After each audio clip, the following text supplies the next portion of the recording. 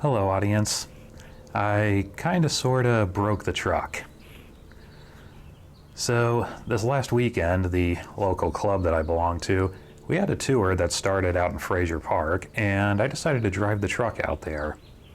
I took side streets most of the way, but there was a section where I had to get on Interstate 5 for a while, and I thought, yeah, this thing's been on the freeway before. I've run it at wide open throttle several times. It'll handle it no problem. Well, it did for a little while, and then we lost a connecting rod.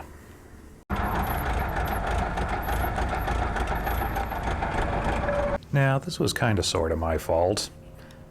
In fact, it was entirely my fault. I was going up a steep hill, going full throttle at full advance, which you really shouldn't do.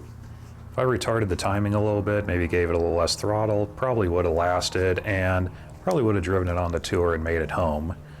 But, yeah, I've actually never experienced connecting rod failure. It's one of those things where, in the back of my mind, I just think, well, it never happened, so it probably never will. And I didn't carry an extra rod or the tools to replace it, so I was kind of stuck. And for the first time, ended up having to get the car trailered home. Which is kind of sad, because I love bragging about how that truck has never been on a trailer. It's always made it home on its own power. Well, that perfect record is gone now. But enough of that. This video is about fixing it. So we're going to fix it old-fashioned style. Remove the old rod and replace it with a better one. Now, yes, this isn't really the proper way to do it. We probably should take the engine apart, examine the bearings, examine the journals. Yeah, this isn't a permanent fix. This is just to get it running again. We'll worry about everything else later.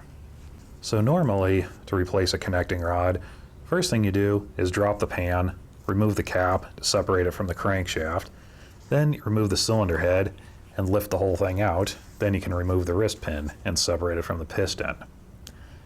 And the Model T is probably one of the easiest engines to remove the cylinder head from, because it has no distributor going through it, no water pump, no push rods, no manifolds, none of that. It's pretty much just a flat plate. Just drain the coolant, remove the bolts, and lift it off. However, a number of Model T people have told me over the years that you don't even need to remove the head.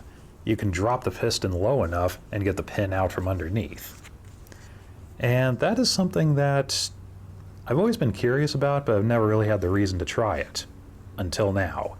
So that's what we're going to do. Or attempt anyway. Now there's two things that make this possible. First of all, there being enough room inside the crankcase to get the piston down far enough, but also the way the wrist pin is held in. Now most engines from like the 60s, 70s, the pin is pressed in with an interference fit, and that requires a specialty press, some special tools, a special technique, and you can still screw it up. It's a really terrible system, but it was cheap to make. Kinda sorta works. Another way is like what the Model A used and other cars from the 30s and 40s, and ironically some car companies have actually gone back to using this system, is the pin floats freely on the rod and the piston, and it's got a snap ring on each end that holds it. So you just remove the ring and the pin slides out. Which is a lot more user-friendly, but still not really convenient to use when you're working on it inside the crankcase. But for on the side of the road, do-it-yourself patch-together jobs, the Model T probably has the best system. The pin is held in the connecting rod, but it has a clamp on the top with a bolt, so you tighten the bolt to hold it down. Not the best thing for high performance, because it adds a lot of weight to the reciprocating end of the rod, but it is pretty convenient. All you have to do is remove the bolt, and you can slide the pin right out. Theoretically, at least it should be that simple.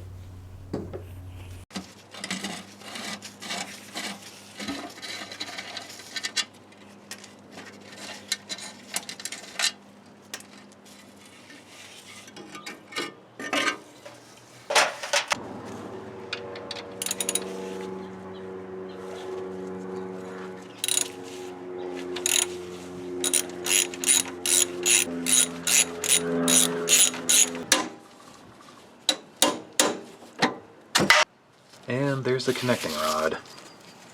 Actually, there's more material left on it than I thought there would be, although it's still shot. And there's the cap. And yeah, that's completely gone. So we'll try and get the rest of it off. The first thing I've learned about this is removing the cotter pin is by far the most difficult part.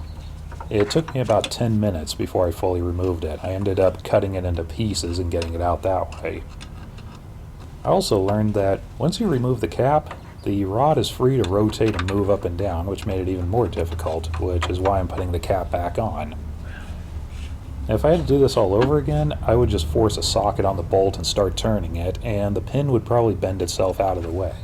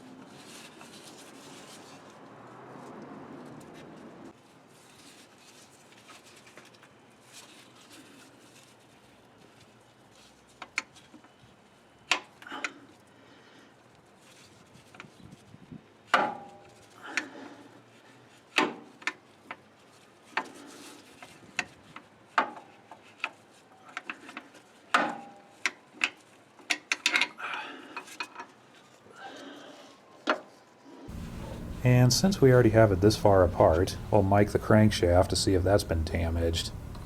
As a general rule, you're allowed about 2/1000ths of an inch of run out, and this ended up having exactly 2/1000ths, so good enough. Yeah, it's pretty well shot. So I dug through my collection of stuff and found a used rod of the same size that came out of a running engine. Still had plenty of shims left in it, bearings still looked good, so I used that. Now when it comes to connecting rod bearings or just Babbitt bearings in general, there's all kinds of stuff I can mention, and there's all kinds of debate going on over what to use, what not to use, and I almost didn't even make this video because I know the comment section is going to be filled with, well, that's what you get for building it this way, and make sure you do it that way, and all that, but there's a few things I'll go over with this. Now the Model T connecting rods, or at least most of them, originally, they didn't have dippers in them or grooves or anything like that. The bearing surface was just flat to try to maximize the bearing surface. And a lot of people add dippers, drill holes in them, put grooves in them to try to increase oil circulation, which it does, but the argument against it is the more of that you do, the less bearing surface you have. So is one more important to the other? Does one counter the other? That's an ongoing argument, and there's different sides of that. I've generally leaned towards keeping it closer to the original design of keeping it flat for the most amount of bearing surface, just because up to now it's been working. And like I said, I've driven on the freeway before, I've run these at wide open throttle, and this is the first time I've ever seen one fail. So now I might rethink my strategy. I might add dippers to these eventually, I don't know, but like I said, this isn't a permanent fix. I'm just trying to get it running for now, so I'll think about that. Another thing to watch out for if you're just replacing one rod is to make sure it's the same series as the one you took out. Because Ford did make a few different ones. Like for example, these two appear similar, but they're not. This one is actually 2 ounces heavier than this one. And I almost fell for that, looking for another rod.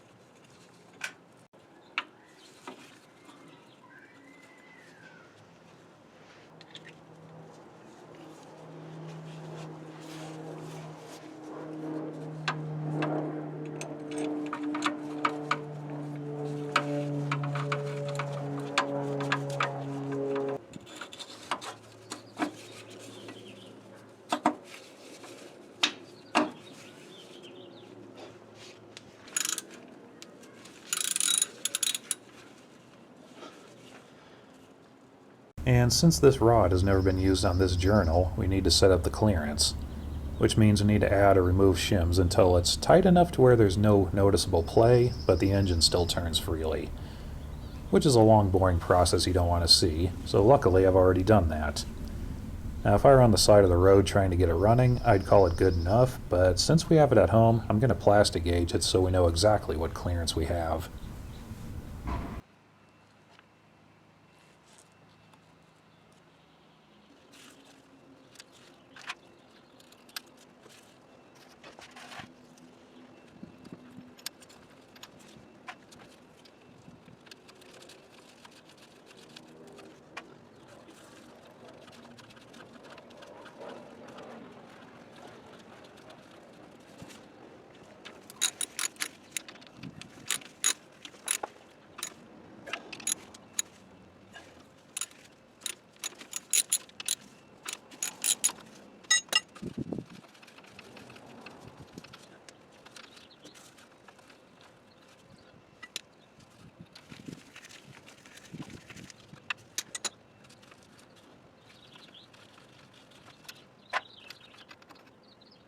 I'm hoping for a clearance of about 2/1000ths of an inch.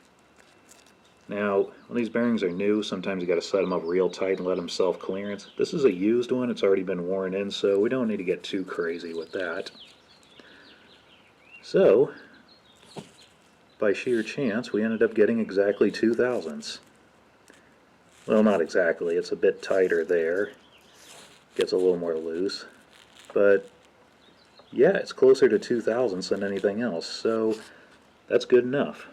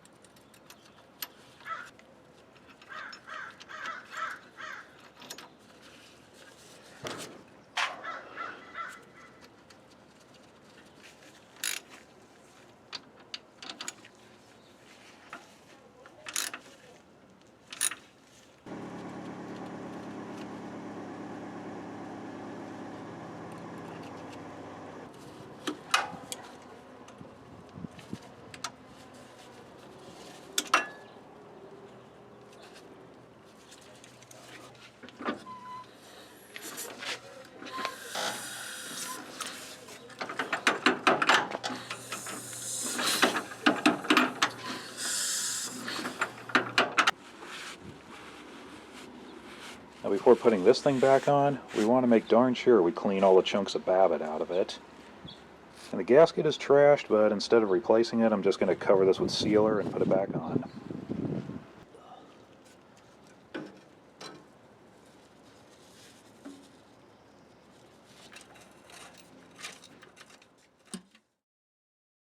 It's a few days later.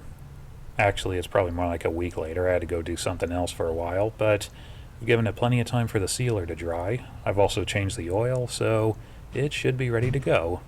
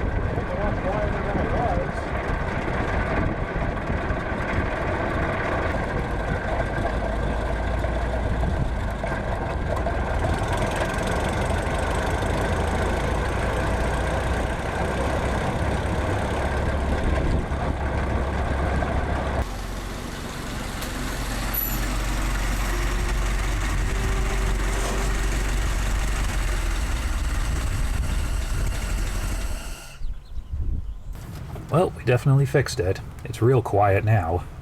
In fact, maybe even a little quieter than it was before, although that might just be my imagination. But anyway, it's fixed. And I have proven that, yes, you can replace the connecting rod without taking the head off. Although, even though it's a neat party trick and it's a little fun inside information to have, I don't think I would try it again. Because the wrist pin is actually pretty difficult to remove. There's a web right against it for the center main, so you can't push the pin back. You can't get to the pin to push it forward. And if you turn it sideways, the camshaft is right up against it, so the same problem. The whole time you're in constant fear of the piston dropping too far in the oil ring coming off. And also, another thing I forgot to mention is if you're running the original cast iron pistons, they have a ring below the wrist pin, so you can't even do this trick with those. On the other hand, the benefits are you don't need to drain the coolant, you don't need a ring compressor, and you don't disturb the head gasket, which all that is worth something. So, have any of you out there ever tried either of these techniques? Or if you had to, which would you prefer? Let me know in the comments section below. Anyway, I guess this is about it. I learned quite a bit from this. I hope you did too. So thank you for watching, and we'll see you next time.